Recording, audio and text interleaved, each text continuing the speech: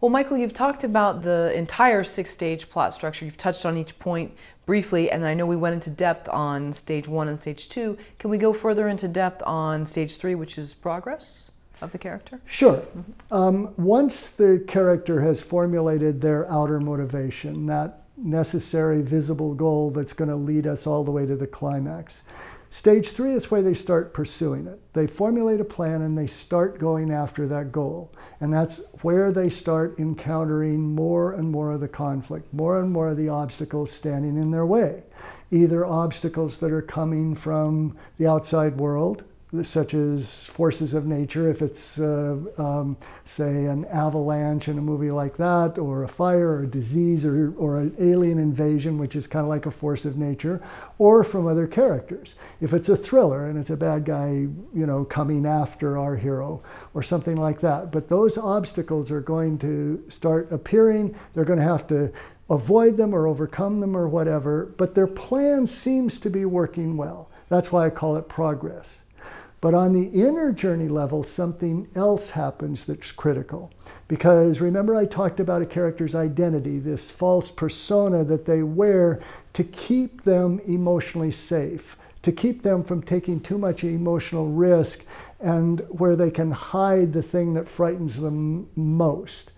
Well, because the rule is they can't achieve the visible goal without stepping into their essence and out of that persona, they're going to have to drop the armor in order to make progress toward that goal. The problem with dropping the armor is it's terrifying emotionally. So take, for example, in Hitch, as he starts falling for the Eva Mendes character, it's very scary for him because his armor is, I don't really fall in love myself. That's not for me. I'm just a one-night stand kind of guy. I help other guys fall in love. So the more vulnerable he needs to get in order to win her love, the scarier it's going to be for him. So what will happen in this stage is the hero will vacillate back and forth between identity and essence.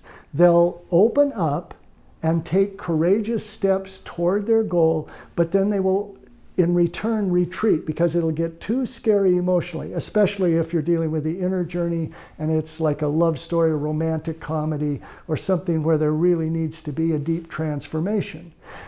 If you take Good Will Hunting as an example, his goal is to win the love of Skylar. Good Will Hunting is basically strictly a love story. That's really what it is. Is he going to win the love of Minnie Driver, or the Minnie Driver character? Well, as he starts dating her, they start getting close. He gets scared and then he backs off. And when he's talking to Sean, the Robin Williams character, Sean at one point says, well, what about that girl you were dating? And he said, oh, no, you know how it is to go on a second date, you know, then they don't really live up to what you expected them to be. And then Sean in return says, maybe what you're afraid of is you won't live up to what she expects you to be. Because what Sean is there for is to keep pointing out the emotional fear that Will Hunting carries around because of his abused path. So we see as he's dating Skylar, he gets closer to her and then he doesn't talk to her. And he'll get closer and then they'll manufacture an argument. And it's back and forth, vacillating between identity and essence. So hobbling along in that way, the character is getting closer and closer until the character, the hero, reaches the point of no return. That's the third key turning point, and that's the midpoint of the movie. That means that something happens at that moment that is going to demand of the character or is going to lead the hero to make a much bigger commitment to the goal. In love stories or romantic comedies, it is almost always the point where the character goes to bed with the love interest for the first time, kisses for the first time, as in Wedding Crashers, declares I love you for the first time, maybe even has the first official date. In Hitch, it's interesting because they actually spend the night together for the first time, even though there's no sex involved, but it's when the two of them open up more than they ever have about their past and about what their emotional fears are, and they get closer. And now, after crossing that point of no return, the hero moves into stage 4, what I call complications and higher stakes. And what happens there on the outer journey level is the obstacles are going to get bigger and bigger. It's almost like God is saying, or the writer, who is God over these characters, is saying, okay, I think it's great you made this full commitment to your goal. Now let's put it to the test. And so the obstacles will start coming faster, closer together, get bigger and bigger. And this is key for someone writing a screenplay. What needs to happen is the outside world needs to start closing in on your hero. So the rival boyfriend might show up. Or if it's a thriller, it might be that the midpoint is when the villain discovers that the hero is on to him, and now the pursuit is going to become the pursuer, and he'll start coming after the hero, and she'll be in danger because he realizes she is coming after him.